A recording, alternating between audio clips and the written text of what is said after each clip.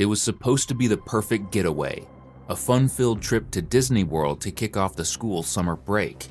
But what started as a dream vacation quickly turned into a nightmare. At the place known as the happiest on Earth, a family's world was turned upside down when their youngest child was taken by an alligator. Here's how it all happened. The sun had set over the Grand Floridian Resort, casting a warm orange glow across the Seven Seas lagoon. It was a peaceful evening at Disney World, with families gathered along the shoreline, enjoying the sights and sounds of the resort.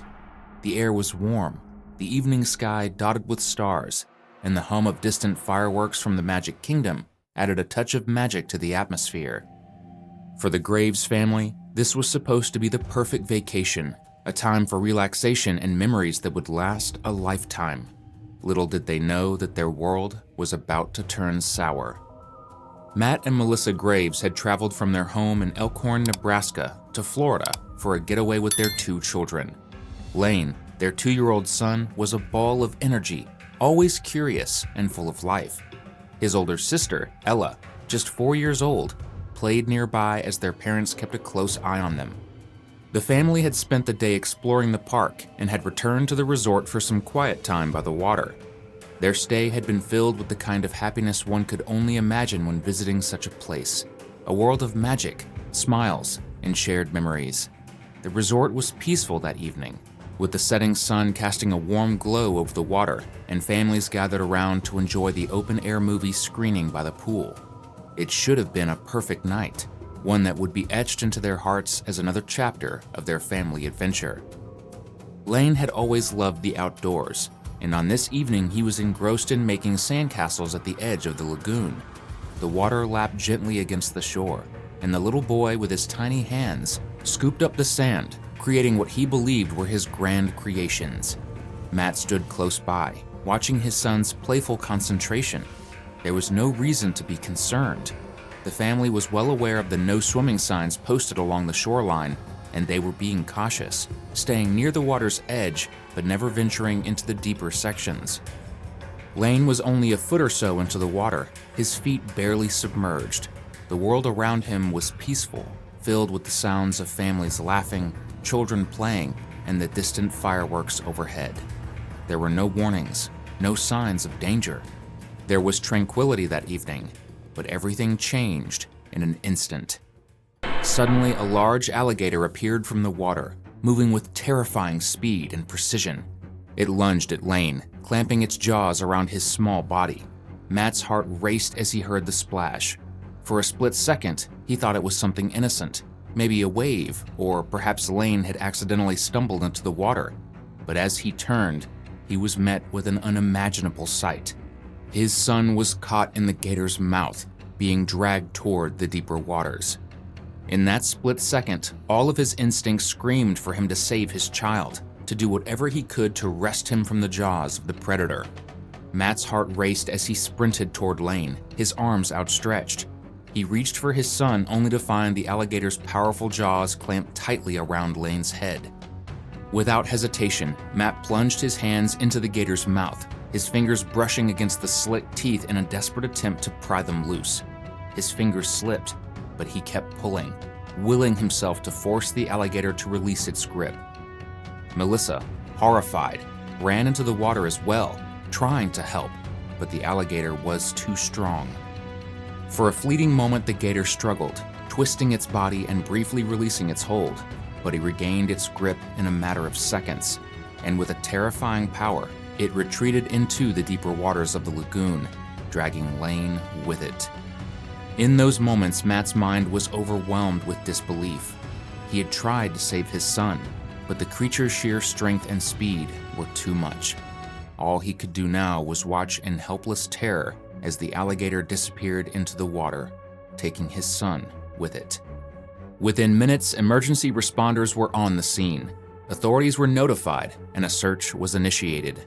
A flood of personnel, divers, sonar technicians, and wildlife experts from the Florida Fish and Wildlife Conservation Commission, the Orange County Sheriff's Office, and the Reedy Creek Fire Department arrived to begin the search for the missing child. The lagoon was large, spanning acres of man-made water, and the search was complicated by the murky waters and the depth of the lagoon. But Matt and Melissa, despite the devastating events unfolding, held on to the faintest hope. The hours stretched on, each one heavier than the last, as the search team scoured the water for any sign of the child. As the night turned into early morning, the search continued relentlessly.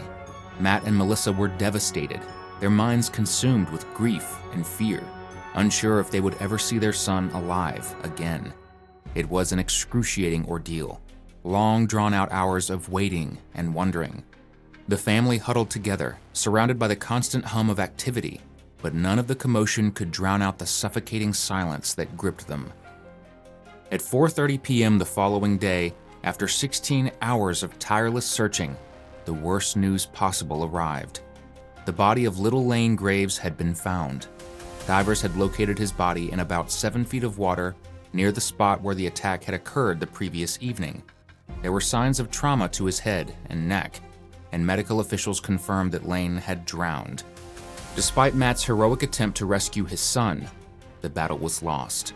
The alligator had done its deadly work, and nothing could undo the horror that had unfolded. The Orange County Sheriff, Jerry Demings, delivered the grim news to the public with a heavy heart, saying there was no question in his mind that the child was drowned by the alligator. He spoke of the relief that the child's body had been recovered intact, but for Matt and Melissa, there was no comfort to be found. Their son was gone. In the wake of the devastating loss, the Florida Fish and Wildlife Conservation Commission conducted a thorough investigation. 6 alligators were captured from the lagoon area and euthanized in an effort to identify the predator responsible for Lane's death. While authorities could not definitively confirm whether one of these alligators had been the one to kill Lane, they were confident that 2 of the females found near the attack site were strong contenders. With the gator stomachs found to be empty, it was clear they were hunting, driven by the need to feed. Florida, with its vast wetlands and numerous lakes, is home to more than 1 million wild alligators. However, attacks on humans are extremely rare, and this was the first fatal alligator attack at Disney World in the resort's history. The tragedy sent shockwaves through the community. The Graves family, in their devastation, found themselves grappling with an overwhelming sense of loss.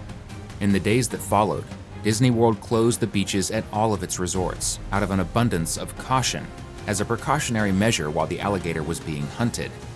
Disney spokesperson Jackie Waller expressed the company's sorrow, saying they are devastated by the tragic accident and their thoughts are with the family.